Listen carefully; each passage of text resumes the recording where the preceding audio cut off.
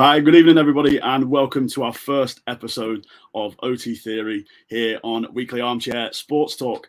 My name's Jamie, and I'm the host for the evening, doing my first round of hosting here for Weekly Armchair. So we're excited to see what goes wrong, what goes right, and what we can improve on.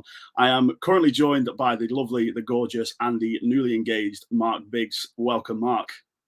Thank you, mate. Do you know what? I'm just going to say to you, lots of people mess up the intro and you did that absolutely perfectly. So for your first show, bro, brilliant. And thank you for the lovely warm welcome, mate. I've been absolutely raring for this show for weeks now and it's going to be good fun. So yeah, you're doing great, bro. Absolutely. Thank you very much, mate. I really appreciate it. And congratulations again on the engagement.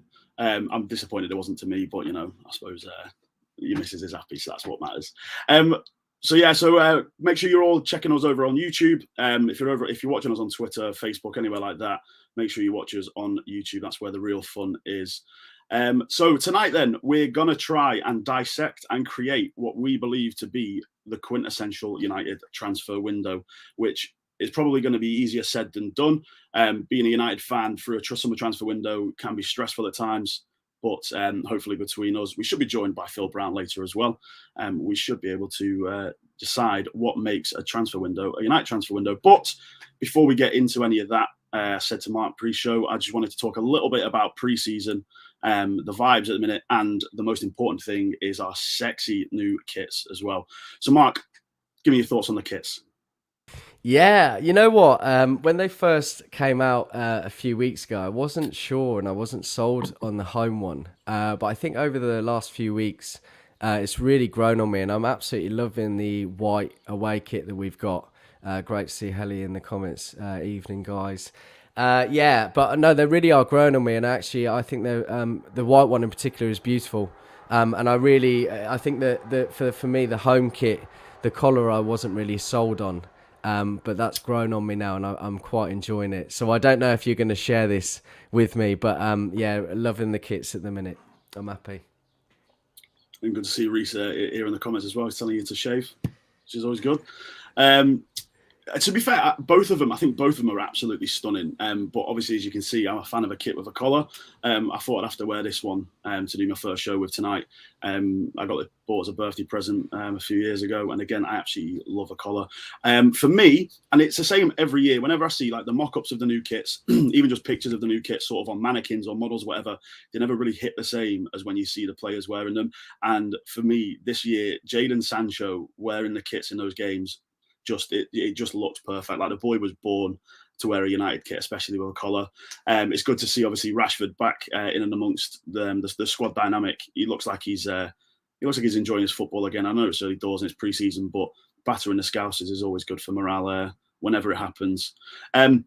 It's hard not to get carried away. We do this every time. As much as there's a quintessential United transfer window, we do have a quintessential United pre-season as well. And Phil has just joined the back room, so I'm going to add Phil into the stream now. What's going on, lads? Good evening, Phil. Thank you very much for joining us. Don't mind me, just taking a few performance enhancers here. Hold on. We've got it on footage now. Thank you very much for joining us, Phil. Really appreciate you jumping on. And we're just currently discussing pre-season at the minute, but mainly focusing on the kits, whether you like the kits, whether you hate the kits, whether you're indifferent, and just sort of what we think the vibe is at the minute around the club. So why don't you give us a little bit of your insight?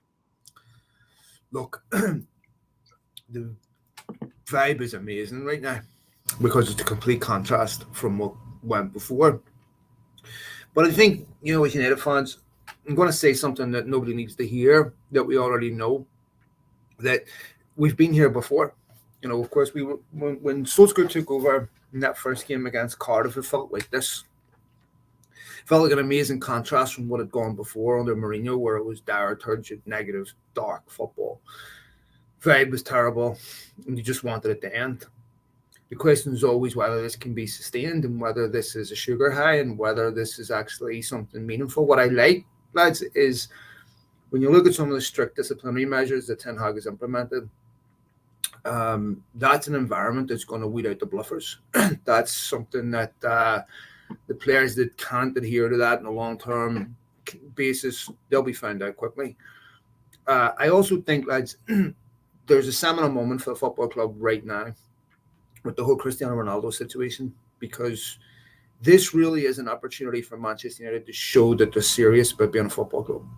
And this really is about not just sending a message to the players, but sending a message to the football club. I don't care who you are. I don't care how much you're worth commercially. If you don't do the things that are needed for this football club to be successful, you are out.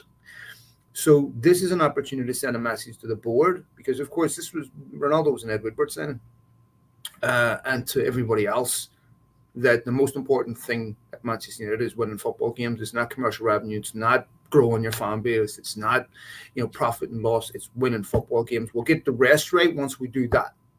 And I think everything so far has been really encouraging from Ten Hag. I also think the Ronaldo situation, in a weird sort of way, will help Ten Hag, because he significantly weakened his position with the football club, significantly weakened his position in the dressing room. If he leaves, it's a blessing. If he stays, then he stays under your terms now. You threaten to leave and it doesn't come off, well, you know what? We no longer fear. Because if you say, I'm not doing what you tell me to do, what's the worst that's going to happen? You're going to leave? I don't think so. Right? You need us as much as we need you, if not more. So I think this is a perfect opportunity for Ten Hag to integrate Ronaldo back into the squad and say, you're not going to start every week. Yeah, absolutely. And I think, it's good to see the squad cohesion seems to be building while they're on the pre-season tour. Mark and I were saying just before you jumped on, it is hard not to get sucked straight back into it, believe in the hype immediately. I remember the pre-season we had under Van Gaal. I think we beat LA Galaxy 7-1 or something like that. We beat Real Madrid in pre-season, and it was all looking like it was going to be an amazing one. And then Swansea came and beat us on that opening day. But lads, listen, the reason why Van Gaal failed had nothing to do with the good pre-season. And there is no road to redemption without a good preseason. And for Ten Hag, if it went the opposite, he'd already be under immense criticism. Now, I need only point you to Darwin Núñez, right? This is a guy that in his first season at Benfica deleted his social media because of the criticism he's taken. He's already responded on social media to criticism, right? In 2 preseason games. That shows you how important it is. Go tell Zidane Iqbal the preseason is meaningless. Charlie Savage, the preseason is meaningless. Go tell Mourinho, who fought with United's money men when they came to America and said, well, you're not going to travel all over the country, right? Because our preparation for the season starting, which starts early this year, is so important because you can't start slowly. And so if Ten Hag gets off to a really bad start, everything goes back to the way it was. The confidence, the belief, all of the darkness immediately resumes. So this preseason is so important to build momentum and confidence. These are psychological traits that have been missing in Manchester United. This is where you get it. You get it preseason. Also, as we know, with a new manager, if you go back to Moyes' first season, he lost the football club on preseason. Lost his first game in the stadium that United played Liverpool in, 1-0. And massively underestimated the size of the football club in Bonsai Beach, as we know, right? And players make their mind up about human beings very quickly. So this is fundamental for Ten Hag's success. It's fundamental for Manchester United's success, momentum. And I think everything is encouraging so far. Yeah, absolutely spot on. I couldn't agree more with you. So just you mentioned it there, and I'll just get Mark's take as well. Zidane and Charlie, 2 little bright sparks coming out of pre-season so far. What do you think of them so far, and how do you fancy their chances moving forward into the season? Yeah, I think they've really given a good go of themselves, really shown what kind of qualities they bring. And as Phil said, he always says it so passionately and so spot on. It's always hard to contend with, but it's these moments where the players like that are really going to give it a good go. And I think you saw that in particular against Liverpool. They were both exceptional. The technical ability of Zidane is unbelievable.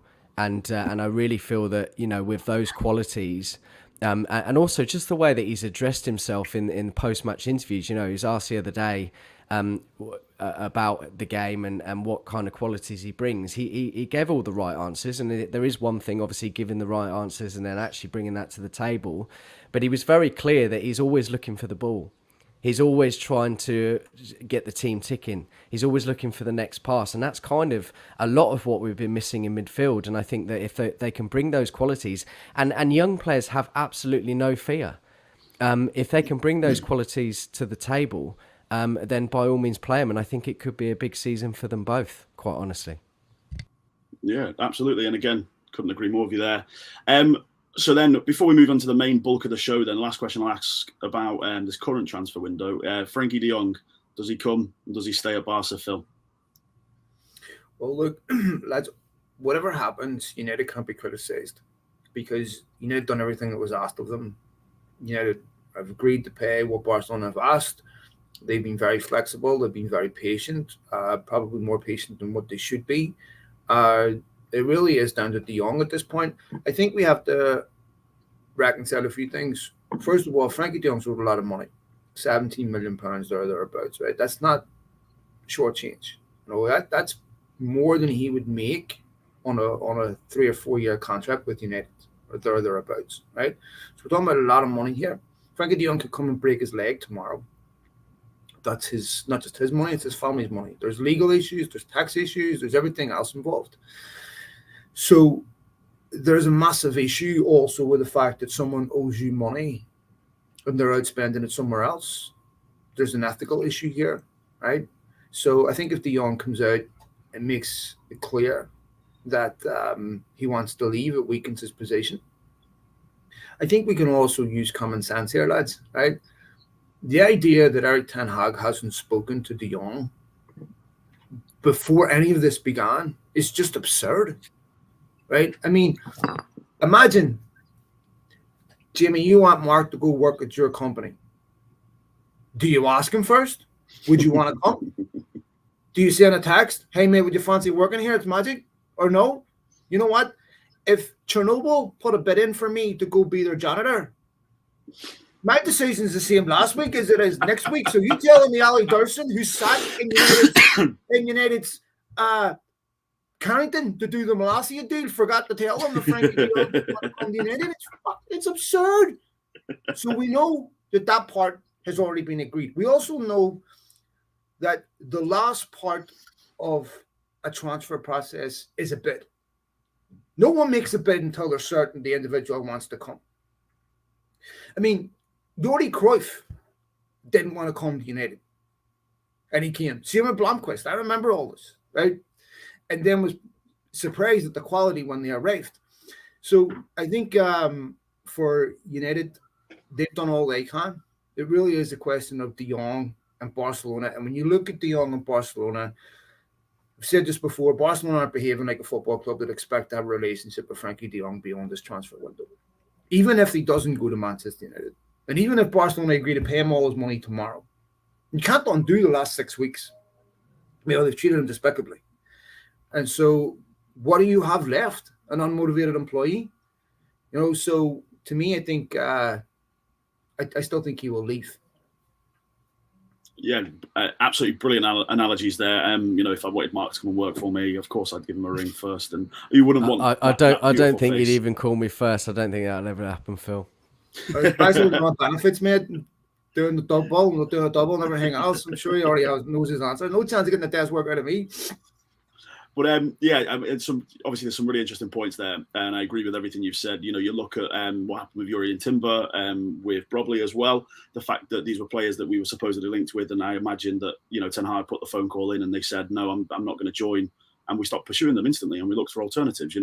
We went from Yuri and Timber to Alessandro Martinez in a matter of weeks.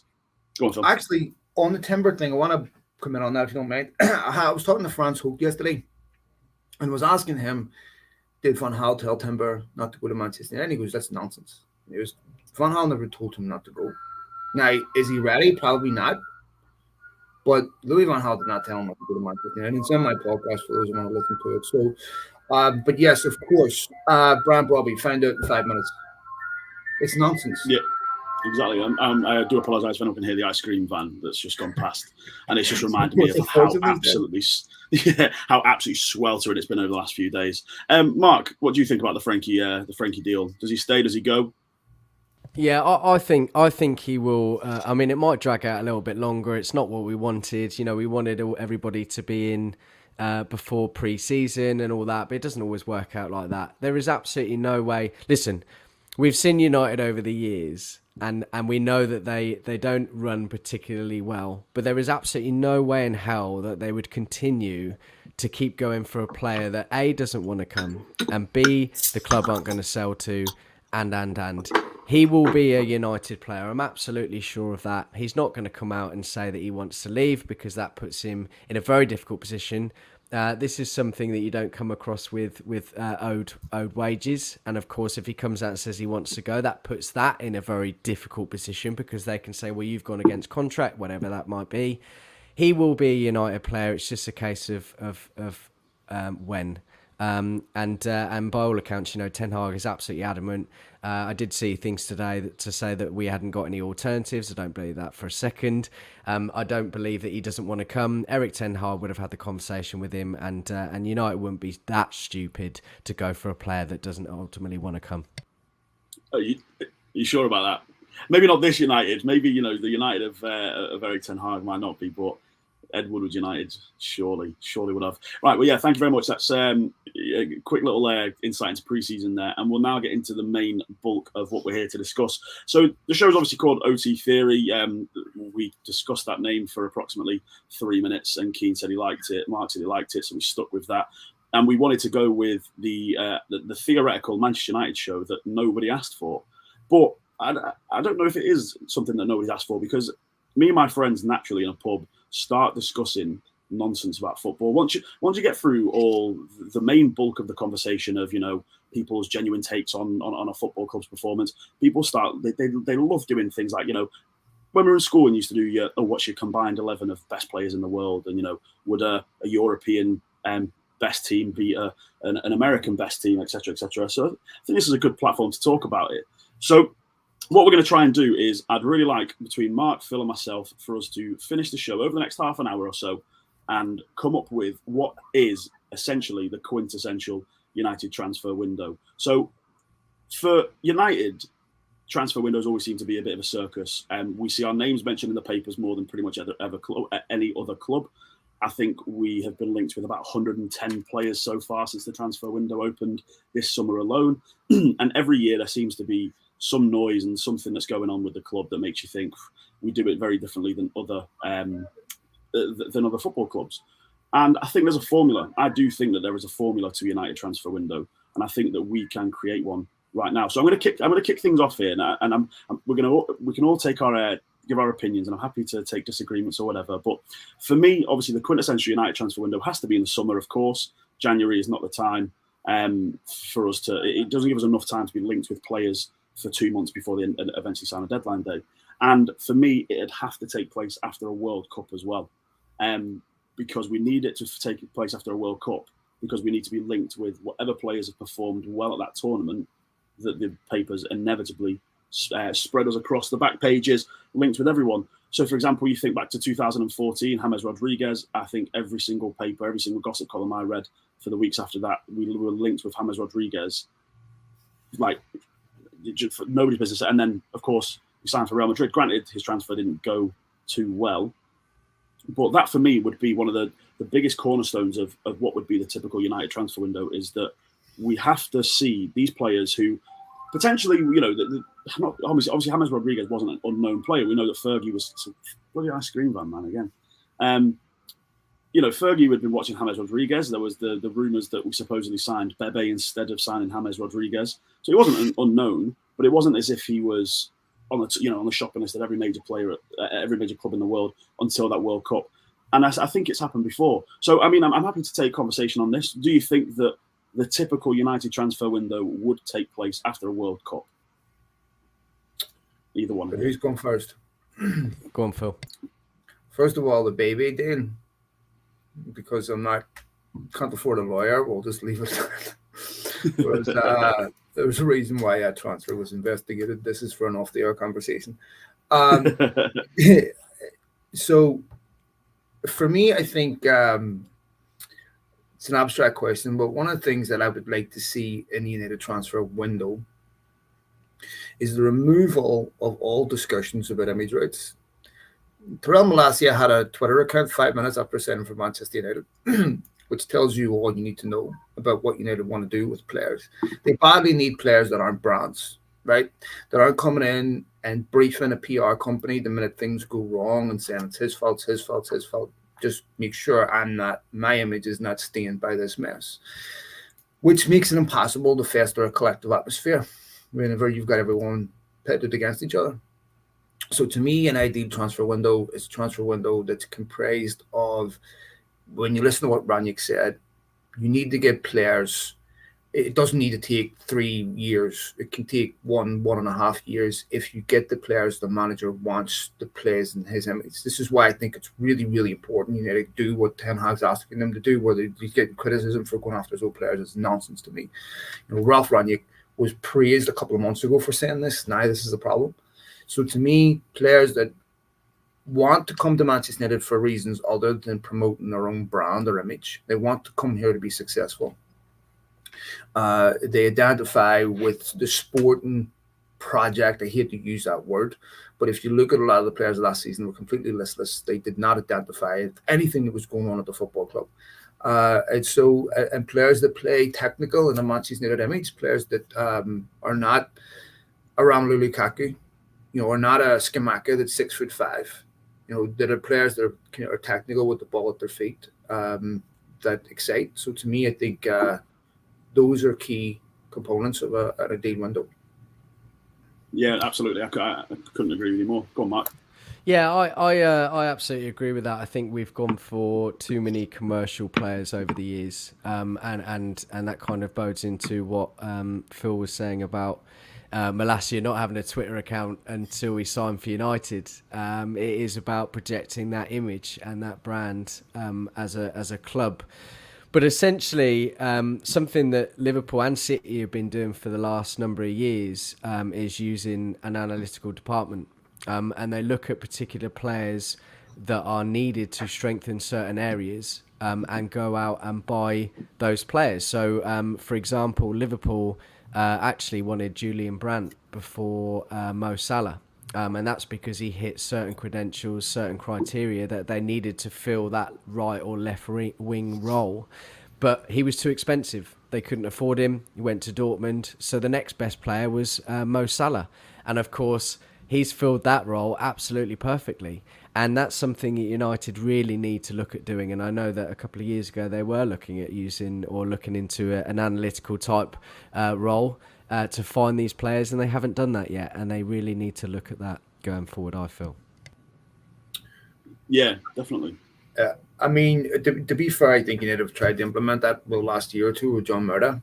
They have forensic analysis. I agree with you, Mark, that they do need to have a much more streamlined process. I mean, if you look at Sevilla, for example, there was an article out a couple of years ago.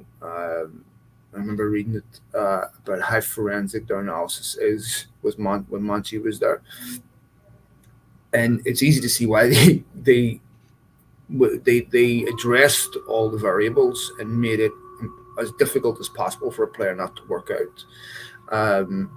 With United, however, their size works against them because they're this massive commercial juggernaut. And since 2013, they've never been able to get the balance right between the business and the football team. And Ronaldo's a perfect example of that. You know, Ronaldo was an Ed Woodward signing. He convinced Joe Glazer and Solskjaer to take him because of the commercial aspect of it. But it didn't really help United as a team. I mean, they've gone from second to an absolute unmitigated. I'm not saying it's Ronaldo's fault, but we have before and after analysis of what it looked like before and after, and it's not complimentary to Cristiano Ronaldo. I think that's where United have to get out of their own way and make sure that you only buy a player because the most important thing at the football club is winning football games. It's not all the other silly stuff.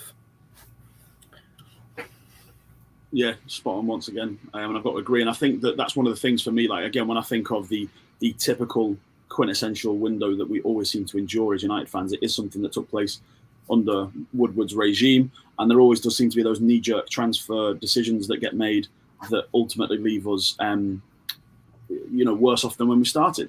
And I think that this window that we're going through at the minute is showing signs of being a typical United transfer window. You always have, in every summer transfer window I can remember over the last decade, there was always one sort of marquee signing that we chase the entire summer that never gets over the line quickly, never gets over the line easily.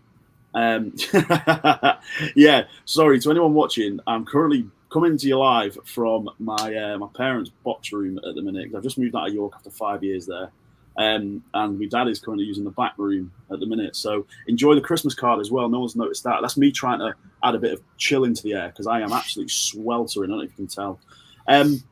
But yeah, so the long-term chases of marquee signings over the entire summer, I genuinely cannot remember a window where we didn't have one. Ultimately, I always find that the marquee signing that we chase usually doesn't end up joining. You know, we had that one 2 years ago with Jadon Sancho.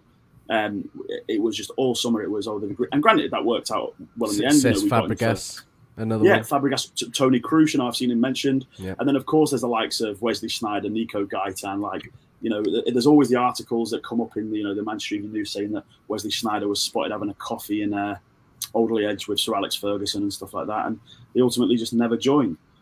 So is there something at the club that just means we stick to this formula? You know, I always think that we inevitably, like I say, we chase a talisman, a marquee signing, throughout the entire summer. There's always a former player that seems to get linked to us as well, and I never really quite understand that. You know, this summer it's Memphis. Obviously, you know, Pogba being the massive one that was linked to us and was brought back. Daley Blind was linked back to us a couple of years ago, and there's just this constant theme of we let players go for cheap and then constantly get linked with them in the future. And whether that's because, you know, managers come in and it's so, for example, you know, Louis van Gaal came in and instantly the contingent of Dutch players that we were linked with just escalated massively. All his players from the World Cup, they were instantly linked to us. You know, we signed I suppose that's happened this time round as well, really. We've been linked with every Dutch player under the sun, haven't we? David Moyes, the minute David Moyes signed, the links for Fellaini went through the roof. Granted, obviously, you know, we've seen now that he wanted Fabregas, he wanted Kroos. You know, there were players there that he wanted. You know, Gareth Bale has always been linked to us, and I see, you know, there's that one there about it. This one here, it also broke my heart too. Gareth Bale is the one that got away from me. And then, you know, Mourinho came in and instantly, you know, there was Matic came back, came to us. You know, reunited with Mourinho, Zlatan. You know, these players come back in. So, but I don't know what it is about us constantly being linked. Is it because we don't have a formulated I won't say we don't, because I want to hope that things are different moving forward now. But have we suffered from not having a clear laid out transfer philosophy in the market? Well, look, the Sneijder deal would have been the easiest deal in the world to happen because they could have included him in the Ronaldo deal, but they didn't.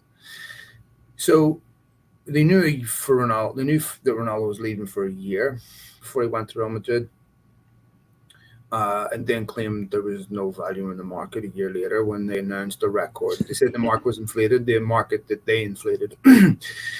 And so this will tie into how United go about their business today. Gareth Bale, you know, Ed Woodward found out at his desk watching Sky Sports News that he went to Real Madrid. Fabregas, you know, United were told by Fabregas if he wasn't picked in his first game for Barcelona, he would sign. He was picked and he didn't sign. So with 2009 and today, there's some similarities. Cristiano Ronaldo wanted to leave. 2009, did leave. And he arguably could have used the same reasoning that he's pretending to use today about not showing up based on the market. 2009 was also when the economy crashed, when Manchester United, Liverpool had huge problems with Hickson and Gillette. Manchester United almost went bankrupt because the Glazers refinanced a couple of months before. It was 2011, it ended up being 12, I think it was. So all related to the fact that the financial markets heavily limited United's ability to borrow money. So here we are again. United are not chasing superstars because they don't have the money, which Richard Arnold told you. I don't know how you can reconcile a business claiming it needs investment, but you're also taking out dividends. Make up your mind. So when you look at what United are doing, they're acting like a football club because they have to, because they don't have the money to go out and chase superstars anymore. That money's not there. So now they're having to be more parsimonious. You know, you look at the De Jong thing from start to finish. It basically took 5 to 6 weeks to agree a complete deal with Barcelona. That's not bad.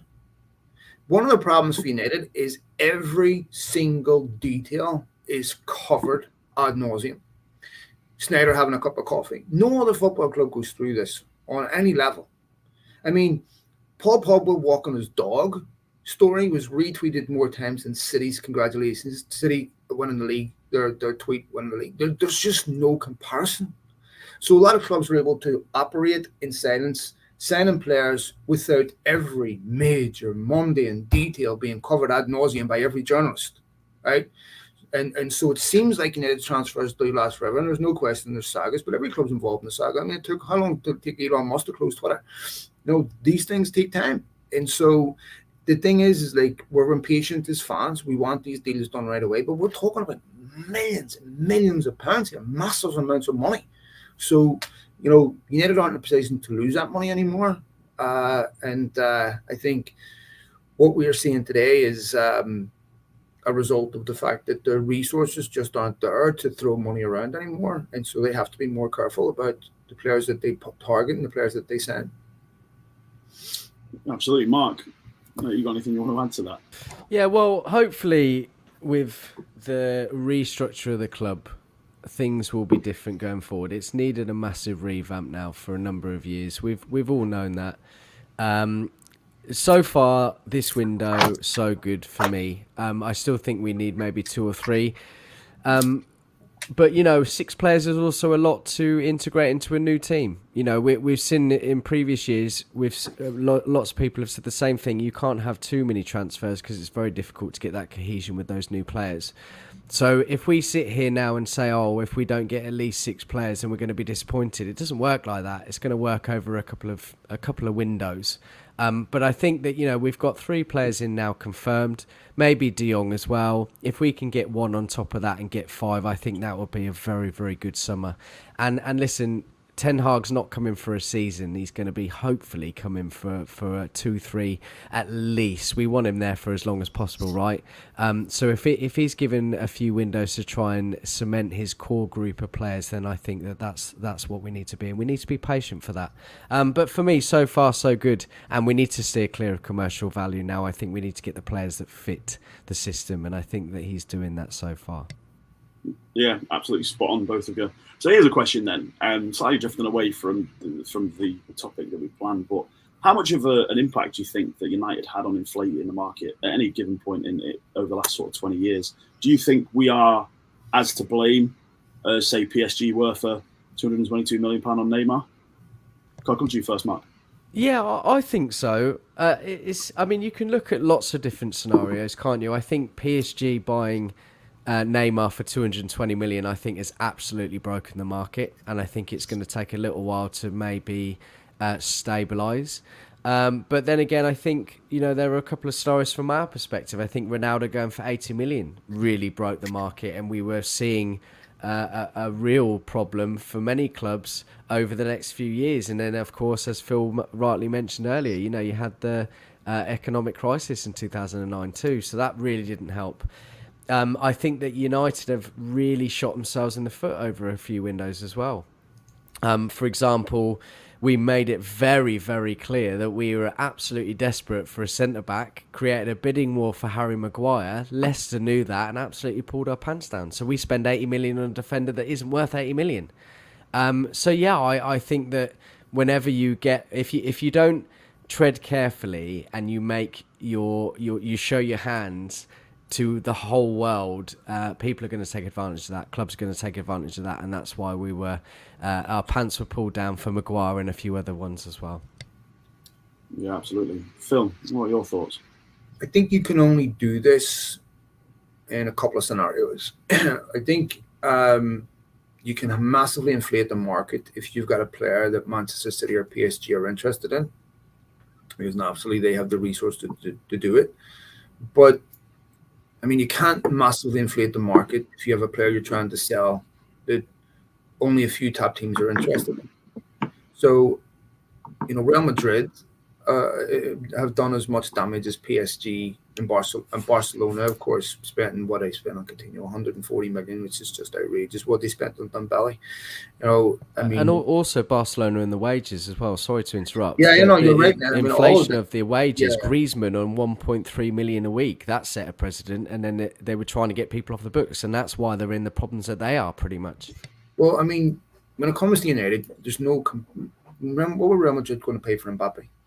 Right now, this is the team that just won the European Cup. They spent 100 million on a teenager from Monaco to bring in Tchouaméni. They were going to spend 100 and something million plus on Mbappe. Right. When it comes to the likes of Barcelona, when they're in their prime, there's no comparison. I mean, what they said in one season, Ronaldo, Kaká, they all tried to send Ribéry at summer. I mean, they just went on and sent this host of insect exceptions. You never do something like that. Never. Maybe one at best. So they've inflated a market of mediocrity, in my opinion, like Harry Maguire. Right? Harry Maguire is not an £80 million defender, not even close. But the top players, the very, very top players, they don't come to England. England had one Ballon d'Or winner, right? If you go back to Michael Owen, they've had two since the year 2000. And the other one was Cristiano Ronaldo, right? When he was at United. So the Premier League's not producing, or nor does it have the best players in the world. It has the best teams in the world, not the best players. So to me, I think the Spanish clubs, PSG, are more responsible for that than United. Yeah, I'd have to agree with that. And obviously, there's some good examples there. And obviously, what Reece just shared, obviously, that is a ridiculous window when you think of those players. The fact that out of those four players, Benzema was probably the at the time. Yeah, United couldn't afford Benzema. All of them. Yeah, it was, at a year they sold Ronaldo, they couldn't afford Benzema, and the club that they sold Ronaldo to could. Yeah.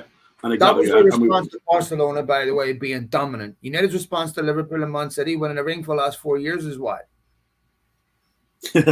Well, it brings me on to my next point that I do think seems to slip quite nicely into what we'd consider to be the typical United transfer window is and I like it, don't get me wrong, but it's our insistence on every window we're linked with players that we need to sign. We all have these glaringly obvious issues that plague our squad for an entire season, and whether it is a centre half, whether it's a right winger, whether it's a defensive midfielder who was still chasing to this day.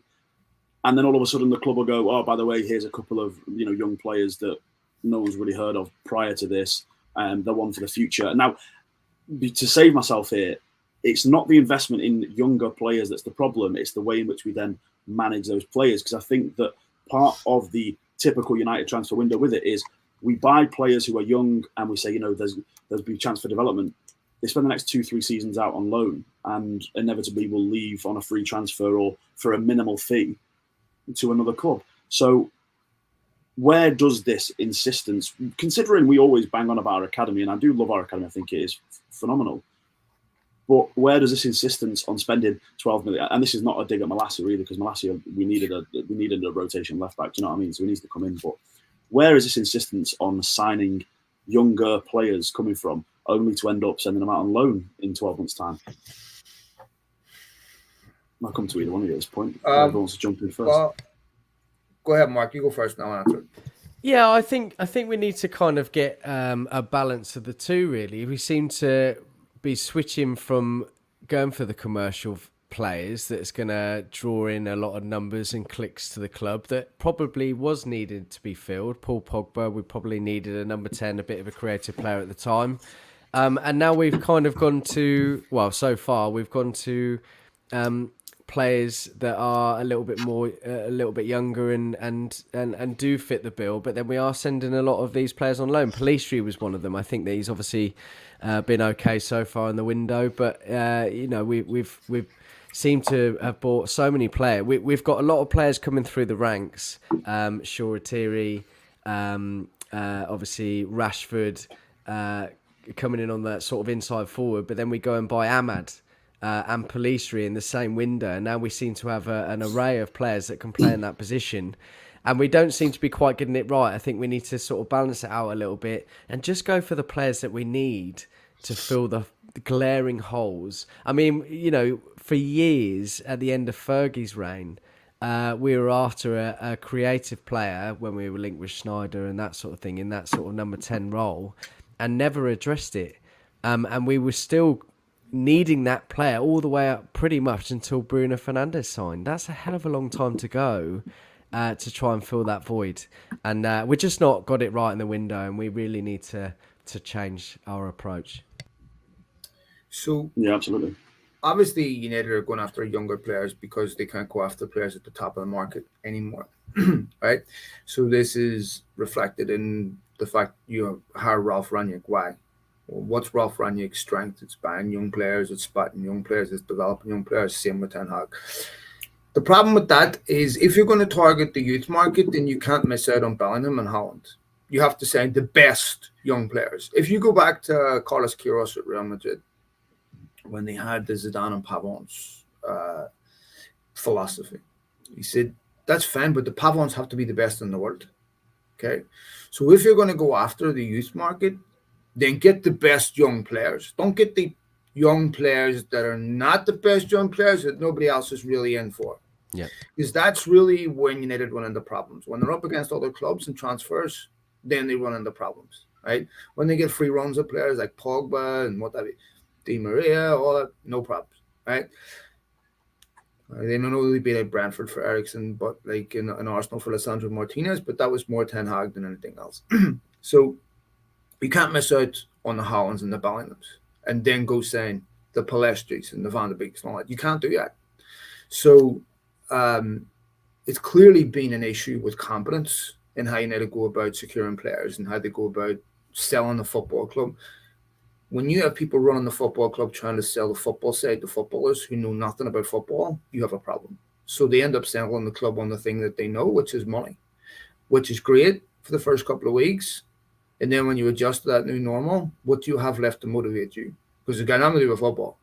So I think United need people running the football club. You go to Bayern Munich. You know, the people that are running the football side, the business side, are also massive football fans. They understand the football club inside out. Look how quickly they did the De Ligt deal. Now, we could only dream of an expertise like that. Look how quickly they did the Mane deal.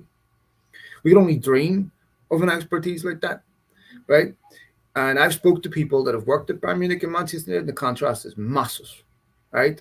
So, you know, would United have got 40-something million for Lewandowski? Louis van Gaal used that as a prime example, didn't he? Oh, well, he compared the two clubs as a gulf between what you should do and what you shouldn't do. Well, I had Franz Hoek on my podcast yesterday, who worked for United and Bayern Munich, and I'm not going to get into everything he said, but it wasn't complimentary. So I think this is the challenge for Richard Arnold and his new team to make sure that there's confidence in the house in the transfer market, so that they and guys, look, we all have people in our families that have money and have nothing to show for it. I mean, my man could spend a grand on pound stretcher and not know what you spent it on, right? And that's the difference between people who have money and people who don't. And that's how you end up spending $1 billion on nothing. When you end up spending it on people you don't want because it's a compromise, it's a consolation. You know, we want this player, we're not going to get him, so let's go sign this player. Van de Beek. You know, players that you don't really want. That's how you spend $1 billion. That's how people who have $1 billion, who can afford to lose it, spend it better than you do, right? Because they're much more intelligent with their money. It's so when you miss out on Haaland and Bellingham, and you end up sending inferior players because you have to send somebody, that's how you blow $1 billion. Yeah, absolutely. And I think obviously the Bayern De Ligt deal is probably one of the best examples there, because that happened in a matter of 48 hours or something like that. Yeah, do you remember when we were linked with him when he was leaving Ajax, and it was a 4-week protracted saga that inevitably ended up with him joining Juventus anyway, because realistically apparently we weren't ever in for him. And so I agree. So I'm just trying to keep track. So we're summarising here, obviously, the typical United transfer window. And so far we've understood that we're always going to be linked to players that perform well in a World Cup and inevitably sign none of them. We always spend the summer chasing a marquee signing that we either overpay for or they don't join us anyway. we always spend 30, 40 million on one or two, like Phil so eloquently put, inferior youth players because we didn't sign the best youth players at the time. I'm just trying to think if I'm missing. And so the next one then, so the next part that I think really summarises a United transfer window is the inevitable, and it's usually a Sergio Ramos situation, where a player is coming to the end of their contract and then out of the blue, somebody links them to United and it's all steams ahead. They're apparently, they only want to join United. It's going to happen. And then 2 weeks later, they're pictured holding a shirt with 2025 written on it, and they've signed a new deal.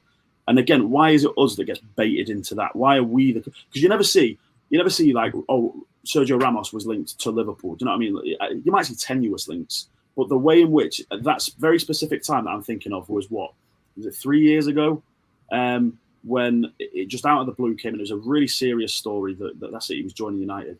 You don't see that with Liverpool. You don't see that with Man City. You don't see that with Bayern. You don't see that with Barcelona. Like these other massive clubs and stuff like that, they don't end up being baited out so players get new contracts. So what is it about us that makes us a target? Over the years, United have become a bit of a marketing tool. And I think that's been at our own expense. I think that's been our own fault. I think, obviously, with Ed Woodward and Matt Judge and a number of other people, they focus on those commercial side of things, Twitter being a huge talking point. If you think that they don't or didn't look at Twitter over the years, then you're kidding yourself. And I think that's been to our own detriment. And I think that even, Fabrizio Romano came out a few years ago and he would use United as a massive tool to gain a following. He would use United's name because it would generate interest, clicks and everything else in order to have his own personal gain.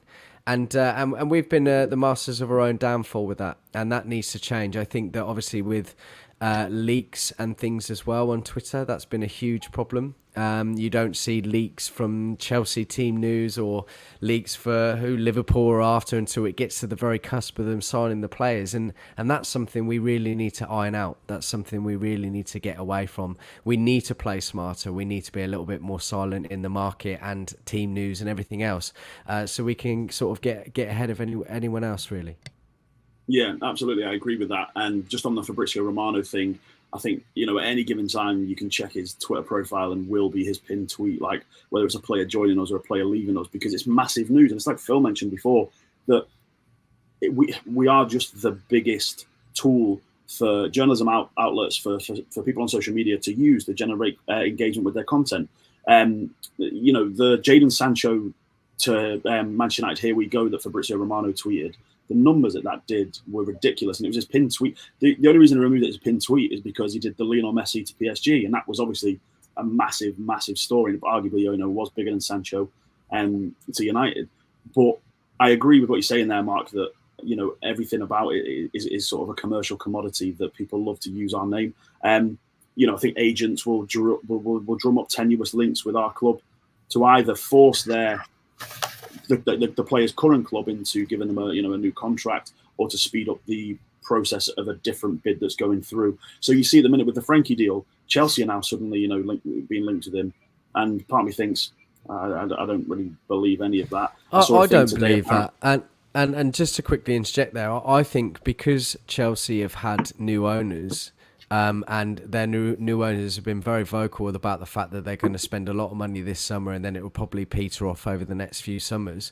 Their names probably be thrown in the hat just to generate a bit more interest, create a bit of a bidding war, and get more money for Barcelona.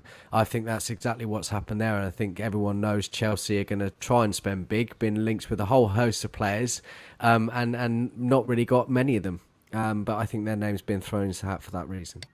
I think that's one of the problems with United is they've had a top-down approach to transfers. Most football clubs, like you say, are forensic in how they go about selecting players. This is, of course, one of the reasons why Ronaldo has a problem finding another top club, is because they don't do business that way. They don't have commercial incentives in how they recruit. So they have football incentives in how they recruit.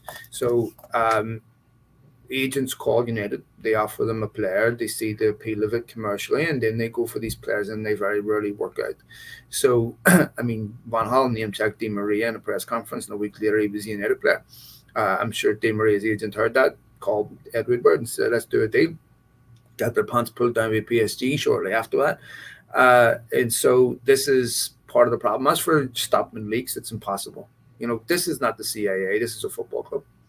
And you need only look at the Rebecca Vardy nonsense to see how ubiquitous they are and how utterly impossible they are to stop. You know, there's just too many people involved. There's agents involved that have a financial incentive to leak. You know, there's pissed off employees inside the football club. I speak to some of them that aren't happy about how they've been treated. They will leak. You know, players who have PR companies managing their image will leak. If there's controversy inside the dressing room where they're being criticized because they want to protect their image, you incentivize these players to leak because everyone's managing. So why do you think that happens more around United as opposed to other clubs? We seem to have far more leaks about United than we do anyone else. 100%. It happens because it's a direct reflection of the intentions of the owners if you look at any business, it will reflect the personality of the owners. Used to say teams reflected the personality of their manager, right? Well, business reflects the personality and intent of the owners. Manchester United owners have one incentive: money. That's it. You know, if you went to the Glazers and said, I've got two envelopes here. One is a Premier League winning medal and one is 100 million. Which one do you want, Joe? Which one's he taking? Now, we know which one he's taking, right? I know which one I'm taking. I know which one he's taking, right? And so we know that their incentive to own Manchester United is commercial. That's it, right? So the people that run the football club are judged by a profit and loss column, not a win-loss column, right? So everything inside that football club is about maximizing the revenue. Now, United's revenue hasn't increased, and commercial revenue hasn't increased in 4 years. They have huge problems internally, financially. And they've never been able to thread this needle since Ferguson left. Ferguson's power was usurped when he left, went upstairs, and now you've got inmates running the asylum. It's possible it may change under Richard Arnold because Moss is a great master, because they don't have the money to behave this way anymore. But none of what happened at United is an accident. None of it is an unintended consequence. All of it is an intended consequence of the greed of the owners of this football club who care about one thing and one thing only. Manchester United are only valuable to them making money, right? They will have no interest in a successful football club that doesn't make money. In fact, if you incentivize teams to finish last like they do in America, that would be the goal, right? If you said to the Glazers, you get 100 million for finishing last and $1 million for finishing first, you'd get the job if you could make United finish last. They care about you? Never. Yeah, agreed. They I couldn't love listening even to you, pretend to be a human being when a camera was shoved in their face a year ago. Yeah. I was going to say we've had many conversations. Well, I've had many conversations about those incidents over the last couple of years. And again, it was still that one scene after the Buccaneers just won the Super Bowl, and we saw them appear from the depths from which they reside. I've walked out of Vegas, right, higher than Angelotti's eyebrows, and had people shoving cameras in me, and I was able to fake a couple of sentences. The Glazers, who have enriched themselves to hundreds of millions, had a camera shoved in their face, couldn't even turn around and say something like, you know what, we understand you, the fans are very upset over the Super League. This is not the platform to communicate. We will communicate accordingly. We'll release a statement. We apologize. We're going to try to make this right. How fucking hard is that? You've taken hundreds of millions off these people. Yet I'm supposed to believe a statement that can't be cross-examined is genuine? They probably didn't even read it. but when you have an opportunity to show your authenticity in front of a camera, you can't do that. Judge people on what they do, not what they say. Yeah, I completely agree, and and with this point as well, for me, before they buy a pair of hair shoes, there's this pair of shoes. Bloody hell. There's plenty of places that will do my hair transplant as well, because that Barnet that he was cutting around with was just abysmal. Do you know what I mean? Like, if you're taking dividends out of our club, at least spend it on a hair transplant in Turkey, bro. Like, so right, we'll get back on. So I'm just working on the structure then of this magical, all-encompassing United transfer window that we've all fallen foul of over the year. So before we come on to the final point, because we have naturally just run over the time frame that we set for this, because it's just been some good conversations. So we've got a post-World Cup summer transfer window in which we're linked with the best performing players at the World Cup and ultimately never sign any of them. We've got the race for the marquee signing that never really comes, or if it does come, it's ridiculously inflated. We've got the wasted money on inferior youth players who end up out on loan at somebody in a couple of years. We've got the pursuit of whoever the new manager is, their former players, or just one of our own former club players just tenuously gets linked to us because it generates clicks. And then we've got players trying to twerk for us, and their agents are, drumming up these links with United, like Sergio Ramos. He's only interested in United. He wants to leave Real Madrid immediately, and they inevitably sign a new contract. So that, for me, sums up massively how our incoming process works for a club, for the club. Now, one thing then I want to touch on before we do wrap everything up is our outgoings, because I can remember now because it happened obviously this in last summer. Dan James becoming the first transfer post Ferguson where United made a profit. So what is it about our club over the last sort of 10 years where we just get shafted for players? Chris Smalling going to Roma for would you end up leaving for about 12 million or something like that? 12 million plus add-ons, I think. Well, The problem we've had is we give all these players massive contracts. I think Ed Woodward's strategy was to give these players massive contracts so that we would be able to get some sort of valuation. Unfortunately, he gave the players that were deemed surplus to requirements contracts, and therefore probably weren't good enough for other teams. If you give a player a big contract where they're on a ridiculous amount a week, that also is going to affect moving them on to another club, because another club's not going to pay them that amount. Another club doesn't deem them to be good enough, and they're obviously not good enough for United. And it creates a real problem. I wouldn't mind being in Chelsea's position, right? We always take the piss out of them with the amount of players they've got on loan. They always make a massive profit on the players that they put out and they sell. And they even go on loan. If we were to buy someone like Pelistri and Ahmad, and they go out on loan, become successful, but then we were able to if they weren't good enough to get into the team, offload them and make some money, great. And we take the piss out of Chelsea, but you know what? I'd love to be in their position where they're making money on players like Bruma, Brozier. Bro, Liverpool sold Jordan Ibe and Dominic Solanke for more money than we have sold like any of our washed up youth players. You know what I mean? Like, not that I like to call any of our youth players washed up because they came through the academy, so still rate them. But what did Liverpool sell Jordan Ibe to Bournemouth? Was that 25 million or something? Yeah, it was like that? a lot of money. Yeah. I think one of the things that's important to point out here, lads, and you pointed out, Mark, these are all players that were on loan that had successful loan spells and turned them into permanent deals. One of the problems for United is when they're selling a player, it's usually because the player hasn't worked out. They've had one bad season, two bad seasons, three bad seasons. Martial, perfect example, right? And his loan didn't work out. If his loan had worked out, United would be sitting on a player they could sell for 40, 50 million this summer, right? But they don't. And so Chris Smalling had a couple of poor seasons. Nobody complained about the fee at the time, right?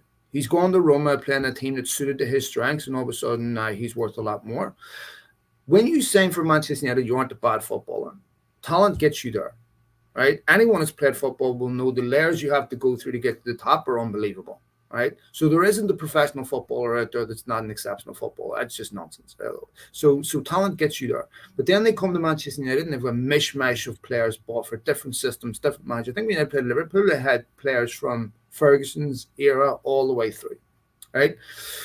So you're looking at that and you're going, it's easy to look bad in this United team, but when you're sold to another team and you're playing to your strengths, all of a sudden the talent that got you to Manchester United comes back out, right? So there's that. It's hard to sell a player coming off a bad season or two because there's no money there. There's also the fact that whenever you sell someone, you then have to replace them. But if you're trying to sell players on the cheap to sign a player like Darmian, for example, right? United wanted the right back for the longest time. And every time they come back to Mourinho and said, 2 million, that's what we're getting after for him from Parma and what have you. That's not enough to replace him, keep him. Right? So this also part of the problem is that when you're selling a bad player, you want to buy a good one, they cost a lot of money. Right? They ended up spending 50 million on Wan-Bissaka. If United tried to sell Wan-Bissaka today, would they get 50 million? No chance. Right? So but you would sell him. Would you make a profit? No. So typically when a player exceeds their value, United want to keep those players.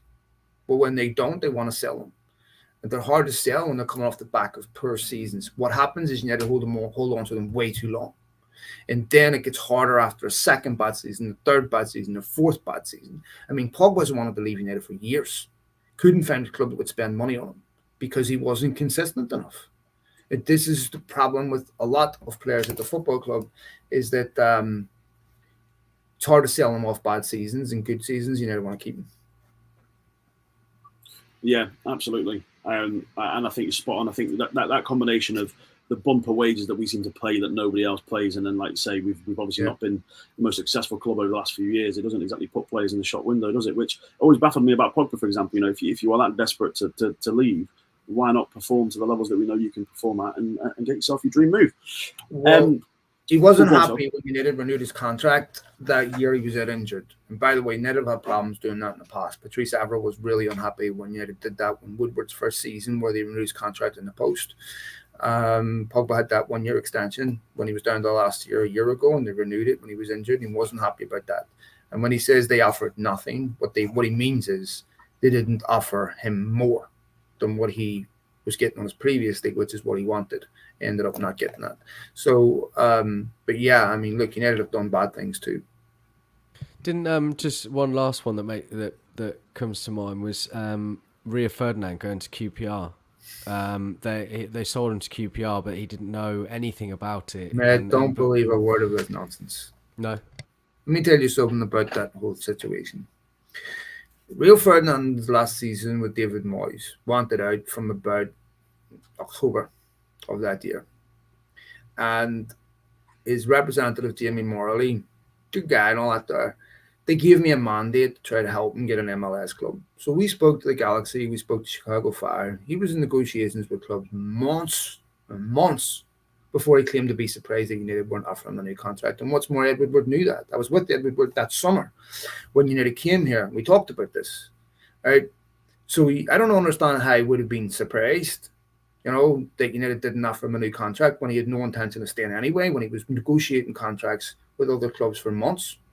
So, absolute bullshitter. There you have it. I love listening to you talk. Phil.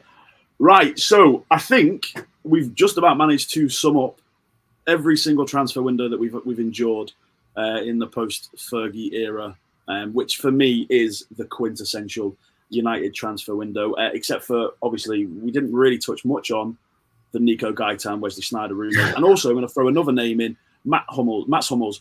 We were always linked with Mats Hummels post-Fergie, and I was disappointed we never signed him, but in the end, didn't really make much of a difference. So we'll I'll recap one last time, just so we're all in the same boat. Summer transfer window that happens after a World Cup. The big players at the World Cup get linked and don't sign. Whoever the new manager is, we're either linked with their former players / countrymen or just a former player of the club. We spend most of the summer chasing a marquee signing that either doesn't come or we overpay massively for them. We bring in youth players that aren't good enough and they go out on loan. And then any players we do sell are on hyperinflated wages and we struggle to get rid of them for any sort of profit whatsoever. And I think that just about sums up a typical United transfer window. So, Phil, Mark, thank you both very much for joining us. Phil, I absolutely love listening to you. Pleasure, lads. Thanks, Jamie. Thanks, Mark. My pleasure, boys. Have a great day. See you, lads. We'll see you next time. And make sure that you like and subscribe. We'll be doing these hopefully weekly. It depends how often I can think of weird topics to discuss with the lads. and with anyone else. But yeah, make sure Have you like got and any subscribe. idea what your next one is, Jamie? Just quickly. Let me see. I'll double check the little schedule that I put together in my head. Sorry if I put you on the spot. No, it's all right. We've got a couple of options. So we could do a couple of what ifs. So there is one what if question here that's burning, and it is: would you rather Fergie still won the title in his last season in charge of United, or he doesn't win that title, but Moyes wins the Premier League title in his first year as Manchester United manager? Oh, that's a good one. So that's one we can discuss on the next show. Either that, or we're going to do just who is the better United side? Is it 99 or is it 08? That sounds good. Get your comments in, guys. Yeah, we want to hear which one you want next, and we'll try and follow that. No, and there's one here as well. What if we didn't sign Ronaldo? That's a good one, and that can go in the future as well. But yeah, really hope you enjoyed it. A bit of a different concept. Like we say, no agenda, no negativity, just nonsense and waffling. But I hope you enjoyed. Stay tuned, and we will see you next time.